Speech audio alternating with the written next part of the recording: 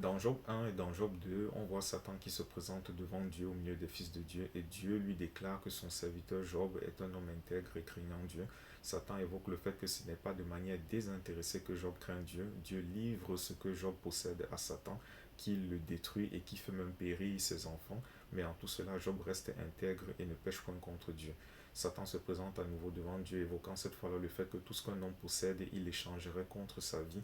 Dieu livre à Satan la chair de Job, qui frappe Job d'un ulcère malin. Satan frappe Job d'un ulcère malin depuis la plante du pied jusqu'au sommet de la tête. Mais en tout cela, Job ne pêche point de ses lèvres. Si vous lisez le livre même jusqu'à la fin, à partir du moment où les trois amis de Job viennent auprès de lui pour le consoler, pour se lamenter, vous allez voir que Job va soulever à chaque fois des plaintes, ne comprenant pas comment Dieu permit qu'une série de malheurs pareils lui arriva.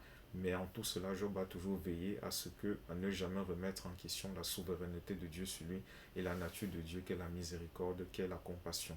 Et c'est en cela qu'il a préservé son cœur en fait de recevoir la semence du diable. Car s'il est dit au chapitre 2 qu'en tout cela, Job ne pécha point de ses lèvres, cela fait penser à ce que Jésus dit dans Matthieu 12, du verset 34 à 35, disant que c'est de l'abondance du cœur que la bouche parle. Donc, en fait, Job a toujours veillé à ce que son cœur soit intègre et droit devant Dieu. Et on comprend donc justement pourquoi Satan s'est trompé à chaque fois des motifs qu'il a soulevés devant Dieu, voulant inciter un jugement contre son serviteur Job. Et c'est une leçon pour nous, mes frères et sœurs, car Dieu peut permettre l'épreuve pour nous enseigner d'une manière ou d'une autre, afin que nous demeurions dans ses voies, comme il a enseigné Job sur la grâce, et Job s'est humilié devant lui, reconnaissant que Dieu peut tout, si vous lisez le livre jusqu'à la fin. Cependant, au travers de l'épreuve, la tentation peut venir, le diable peut venir avec la tentation, et même en dehors de l'épreuve, dans des moments même joyeux, mais nous devons toujours sécuriser notre cœur, car il est de notre responsabilité de nous le faire. Selon Proverbe 4, verset 23, garde ton cœur plus que toute autre chose, car de lui viennent les sources de la vie.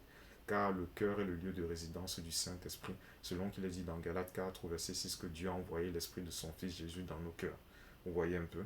Donc, c'est pour cela que, par exemple, dans Éphésiens 4, du verset 26 à 27, il est dit là-bas que si vous vous mettez en colère, ne péchez point, que le soleil ne se couche point sur votre colère et ne donnez point accès au diable. Le plus important, quelles que soient les situations qu'on traverse, c'est de veiller à ce que ce lieu sacré, ce sanctuaire qu'est notre cœur, soit toujours et entièrement dédié au Seigneur. Ce n'est pas ce qu'on subit de l'extérieur qui compte, mais c'est la manière dont nous préservons notre cœur qui compte, car c'est en cela qu'on aura toujours l'ascendant sur l'ennemi, en toutes choses. Fidèlement en Christ, je vous salue.